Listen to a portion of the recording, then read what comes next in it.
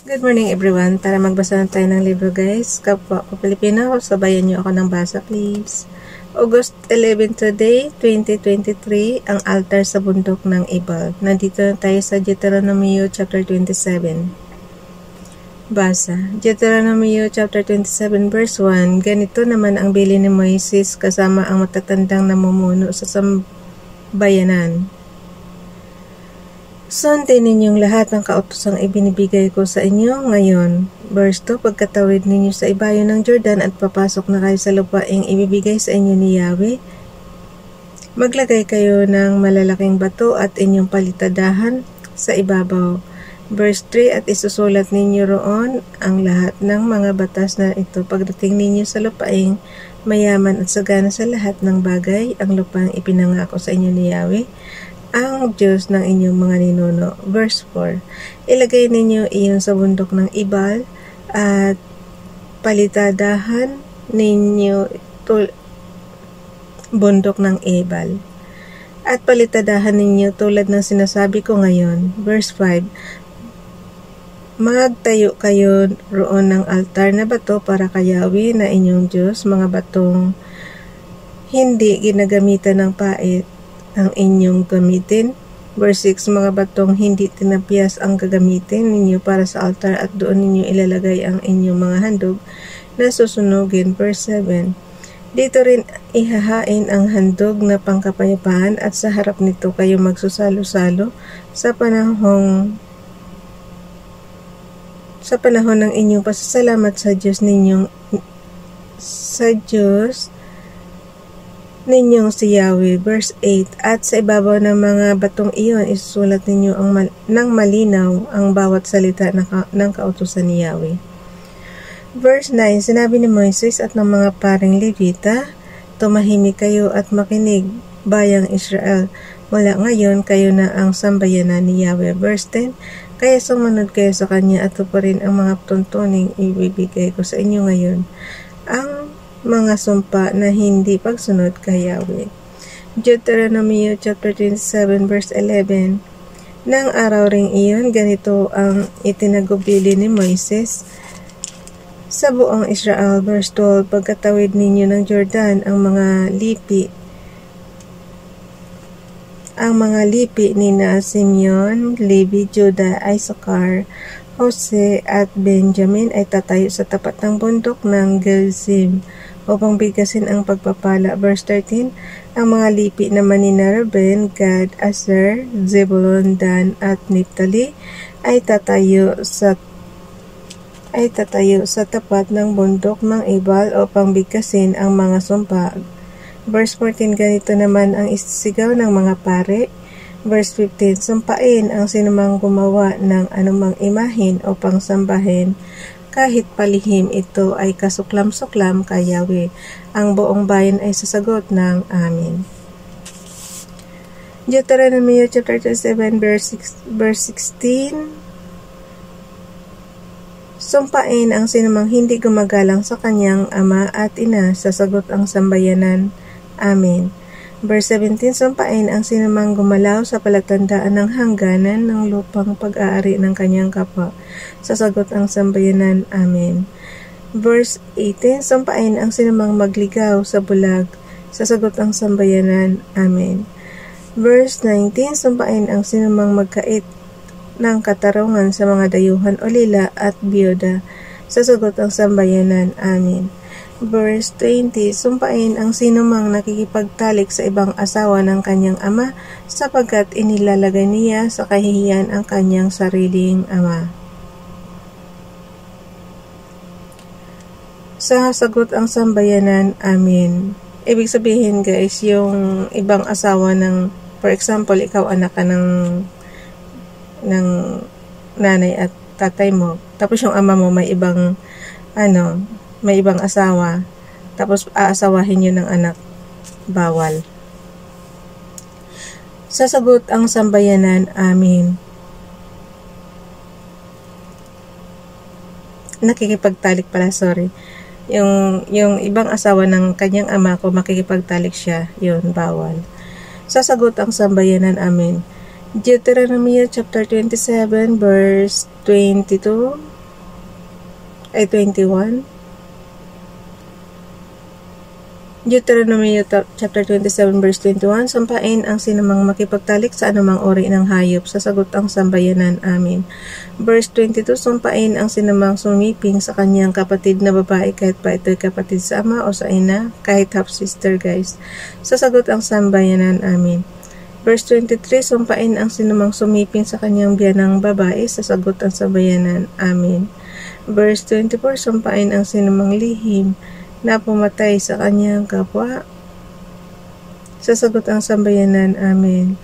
Verse 25, sampain ang sinumang nagpapabayad upang pumatay ng taong walang kasalanan, sasagot ang sambayanan, amen. Ito yung mga hard killer guys. Verse 26, sampain, last verse na ng Deuteronomy chapter 27 verse 26, sampain ang sinumang hindi susunod sa mga utos na ito, sasagot ang sambayanan, amin. Nandito na tayo sa Deuteronomy chapter 28, ang pagpapala ng pagiging masunurin. Deuteronomy chapter 28 verse 1, kung susundin lamang ninyo si Yahweh na inyong Diyos at tutuparin ang kanyang mga utos, gagawin niya kayong pinakadakila sa lahat ng mga bansa sa balat ng lupa. Verse 2, pagpapasa inyo ang lahat ng mga pagpapalang ito kung susundin ninyo ang Diyos ninyo si Yahweh. Verse 3, pagpapalain niya kayo sa inyong mga bayan at sa inyong mga bukid. Verse 4, pagpapalain niya kayo ng maraming anak, masaganang ani sa inyong lupain at maraming alagang hayop. Verse 5, pagpapalain niya ang impakan ng inyong inaning butil at ang mga pagkaing nagmumula roon. Verse 6, pagpapalain niya kayo sa lahat ng inyong gagawin. Verse 7, ang mga kaaway na magtatangkang lumaban sa inyo ay matatalo ninyo sa tulong ni Yahweh, sa salakayin nila kayo, ngunit magkakanya-kanya sila sa pagtakas. Verse 8, pagpapalain niya ang inyong mga kamalig at lahat ng inyong gawain, pagpapalain niya kayo sa lupaing ibibigay niya sa inyo. Verse 9, tulad ng pangako ni Yahweh, kayo gagawin niyang isang bansa matatag at nakalaan sa kanya kung susundin ninyo siya at tutuparin ang kanyang mga katuntunin. Verse 10, kita mo guys, talagang exclusive sa Israel yung mga pagpapala nila. Verse 9, ulitin natin. Verse 9, tulad ng pangako ni Yahweh, kayo gagawin niyang isang bansang matatag at nakalaan sa kanya kung susundin ninyo siya at tutuparin ang kanyang mga tuntunin. Verse 10, sa ganun makikita ng lahat ng bansa na kayo kanyang bayan at matatakot sila sa inyo. Ano yan? May narinig kayo. Nag-iisa lang ako dito tapos may mahuhulog. Verse 9, ulitin ka. Verse 9, tulad ng pangako ni Yahweh, kayo gagawin niyang isang bansang matatag at nakalaan sa kanya kung susundin ninyo siya at tutuparin ang kanyang mga tuntunin. Verse 10, sa ganun makikita ng lahat ng bansa na kayo kanyang bayan at matatakot sila sa inyo. Verse 11, so kumbaga sa guys, sa Israel lang to ha. So tayong ibang bansa, hindi tayo kasali. Tingnan mo sa ganun, verse 10, sa ganun makikita ng lahat ng bansa. So, makikita natin yung bansang Israel na kayo'y kanyang bayan at matatakot sila sa inyo. Hindi ko nga alam bakit applicable siya sa kasi dinala nga kasi to, yung Christianity kasi dinala to ng Spaniard sa amin sa Pilipinas. Kaya siguro kami na na rin dito sa Christian. Pero before pa ang Kastila, ang Spaniards dumating sa Pilipinas, I think may mga tao na sa Pilipinas na iba ang religion. So tulad na lang yung kanta ni yung si Lapu-Lapu, di ba tinaboy si Magellan kasi ayaw niyang yung Christianity noon sa Mactan. So yun. Yung history kasi ng guys, ng Israel, ito talagang Biblia, nandito talaga sa Bible. So, tayo parang tingin ko na na lang tayo sa kanila. Yan. Kasi nga dinala na ng, kumbaga sana yung mga ninuno natin na nito. Kasi dinala nga ito sa Pilipinas, diba? So, yun. Ulitin ko ulit, verse 10. Sa ganoon, Deuteronomy chapter 28 verse 10. Sa ganoon, makikita ng lahat ng bansa na kayo'y kanyang bayan at matatakot sila sa inyo. Pasasaganain niya kayo sa lahat ng bagay pagdating ninyo sa lupaing ibibigay niya sa inyo. Paramihin niya ang inyong anak at mga hayop at pasasaganain ang ani ng inyong bukirin. Verse 12, bubuksan niya ang langit upang ibuhos sa inyo ang ulan sa kapanahunan. Pagpapalain nga niya kayo sa lahat ng inyong gagawin. Dahil dito, hindi kayo mangungutang sa halip kayo pa ang magpapautang sa ibang bansa. Verse 13, gagawin kayo ng Diyos ninyong si Yahweh, na pinuno ng mga bansa at hindi tagasunod. Uunlad kayo at hindi mabibigo kung susundin ninyong mabuti ang kanyang mga utos na ibinibigay ko sa inyo ngayon. Verse 14, huwag ninyong lalabagin ang alinman sa sinasabi ko sa inyo. Huwag kayong lilihi sa kanan o sa kaliwa. Huwag kayong tatalikod kay Yahweh ni sasamba o maglilingkod sa mga Diyos-Diyosan. Ang ibubungan ng pagsuway. Verse 15, subalit kung hindi kayo makikinig kay Yahweh na inyong Diyos at hindi susunod sa kanyang mga utos at mga tuntuning ibinibigay ko sa inyo ngayon, mangyayari sa inyo ang mga sumpang ito. Ang haba pala, guys. Verse 16, susumpain niya kayo ang inyong mga lungsod at ang inyong mga bukid. Verse 17, susumpain niya ang imbakan ng inyong inaning butil at ang mga pagkaing nagmumula roon. Verse 18, susumpain niya kayo at magkakaroon lamang kayo ng iilang anak, mahinang ani at kaunting alagang hayop. Verse 19, mabibigyo kayo sa lahat ng inyong gagawin. Verse 20, padalhan niya kayo ng kahirapan, kaguluhan at kabiguan sa lahat ng inyong gagawin hanggang sa kayo malipon. Gagawin niya ito dahil sa pagtalikod ninyo sa kanya. Verse 21, hindi niya kayo aalisan ng salot hanggang sa maubos kayo sa lupaing ibibigay niya sa inyo. Verse 22, lilipulin kayo ni Yahweh sa pamamagitan ng sakit na pagkatuyo ng nag-aapoy na lagnat, pamamaga ng katawan at sakit sa balat. Padadalhan din niya kayo ng matinding init at tagtuyot. Hindi kayo titigilan ng mga ito hanggang hindi kayo nalilipod. Verse 23, ipagkakait sa inyo ang ulan dahil dito magiging parang bakal ang lupa dahil sa pagkatigang. Verse 24, binilisan ko na guys, ang haba pa verse 23 muna. Ipagkakait sa inyo ang ulan at dahil dito magiging parang bakal ang lupa dahil sa pagkatigang. Verse 24, paulanan kayo ni Yahweh ng alikabok sa halip na tubig hanggang sa kayo'y lubusang mapuksa. Verse 25, hayaan ninyong matalo kayo ng inyong mga kaaway, lalaban kayo sa kanila ngunit magkanya-kanya kayo ng takbo. Dahil dito kikilabutan ang lahat ng bansa sa inyong sinapit. Verse 26, kakainin ng mga ibon at mga hayop ang inyong mga bangkay, ngunit walang mag-aabalang bumugaw sa mga ito. Verse 27, pahihirapan kayo ng mga piksa, gaya ng ginawa ni Yahweh sa mga Ehipsyo. Tatadarin niya kayo ng galis, buni at pangangati ng balat na hindi mapapagaling. Verse 28, dahil sa mga gagawin ni Yahweh sa inyo ay masisiraan kayo ng bait, bubulagin niya kayo at lilituhin. Verse 29, parang bulag kayong mga ngapa at katanghaliang tapat, mangangapa sa katanghaliang tapat at maliligaw kayo sa inyong mga lakad. Ano man ang inyong gawin ay hindi kayo magtatagumpay, patuloy kayong gigipitin at sasamsaman ng ari-arian, ngunit walang sasaklulo sa inyo. Verse 30, pagkasundo kayong pakasal sa isang babae, ngunit iba ang mapapangasawa niya. Magtatayo kayo ng bahay, ngunit iba ang titira. Magtatanim kayo ng ubas, ngunit iba ang makikinabang.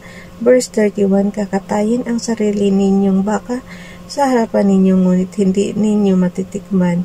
Aagawin sa inyo ay inyong asno at hindi na ibabalik ang mga lupa ninyo'y sasamsamin ng kaaway at hindi na ninyo mababawi.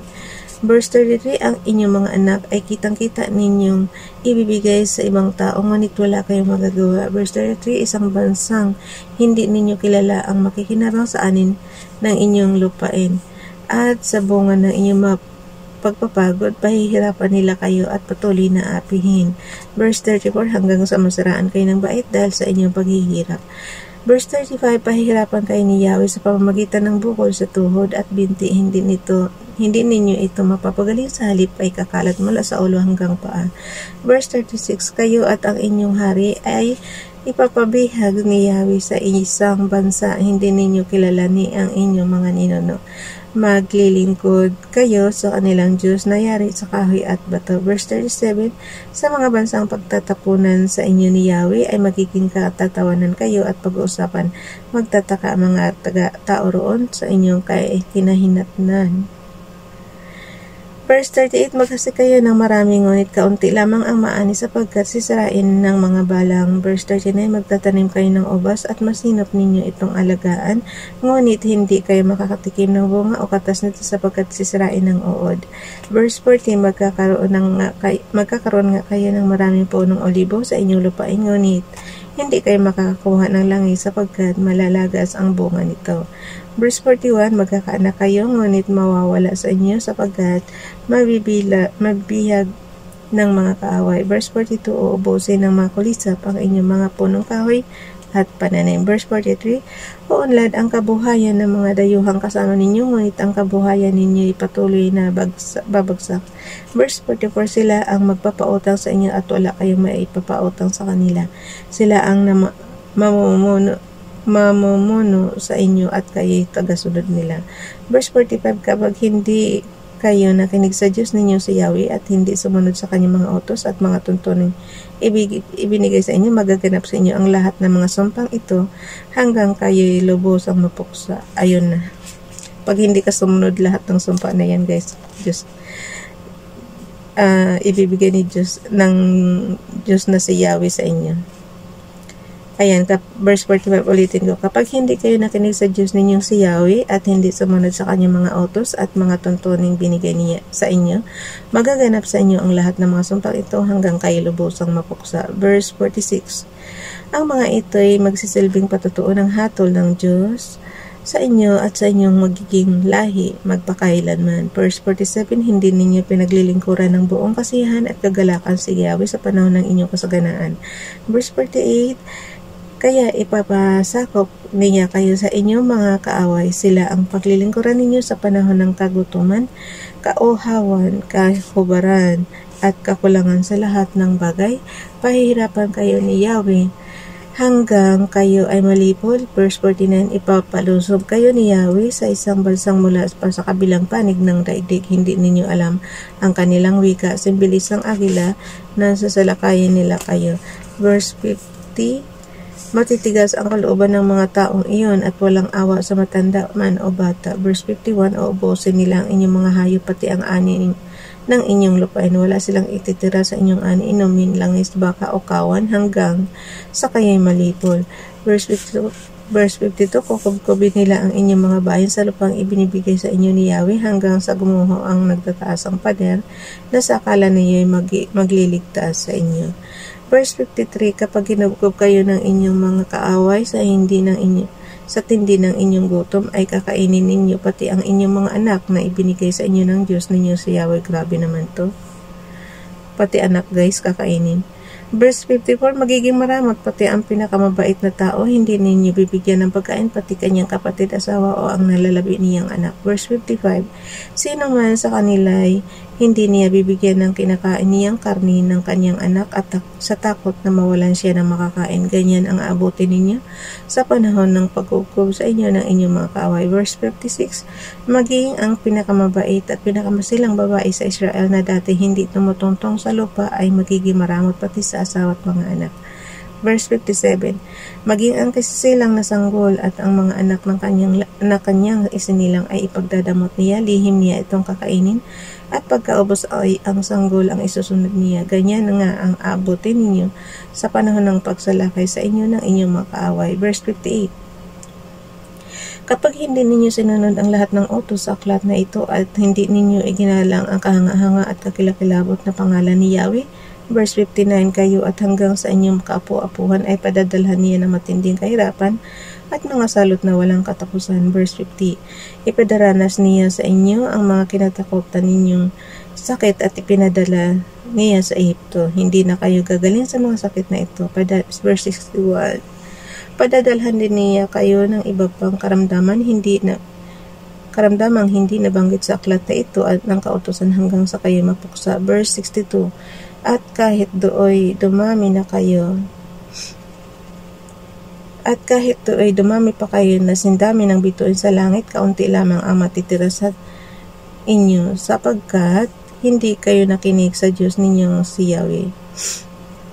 Verse 63. Ang haba, guys. Verse 63. Okay. Verse 63. Nandito na tayo sa verse 63. Kung gaano kalaki ang kanyang kasiyahan sa pagpapala at pagpapaunlad sa inyo, gayon din kalaki ang kasiyahan niya sa pagwasak at pagpupusa sa inyo.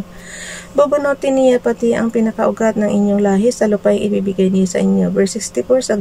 Sa gagawin ninyo ni Yahweh, sa gagawin sa inyo ni Yahweh, ay magkakawatak-watak kayo sa lahat ng sulok ng daigdig at kayo sasamba sa mga Diyos na yari sa kahoy at bato, sa mga Diyos-Diyosan kailanman hindi ninyo nakilala ni ng inyong mga ninuno. Verse 65. Hindi kayo mapapanatag doon, lagi kayong mag-aalala, mamumuhay kayo sa kabiguan at matinding kalungkutan. Verse 66. Lagi manganganib ang inyong buhay araw at gabi, paghaharian kayo ng takot at walang katiyakan ang buhay. Verse 67. Dahil sa malaking takot na likha ng inyong nakikita kung araw, ay sasabihin ninyong sanay gumabi na, at kung gabi na may sanay mag-umaga na. Verse 68. Ibabalik kayo ni Yahweh sa Ehipto sakay ng mga barko, kahit na ipangako niyang hindi na kayo pababalikin doon. Ipagbibili ninyo ang mga sarili ninyo upang maging alipin sa inyong mga kaaway, ngunit walang bibili sa inyo. Bukas na itong Deuteronomy chapter 29, guys. Sorry at napakahaba ng Deuteronomy chapter 28. Pasensya na. Bye everyone. God bless.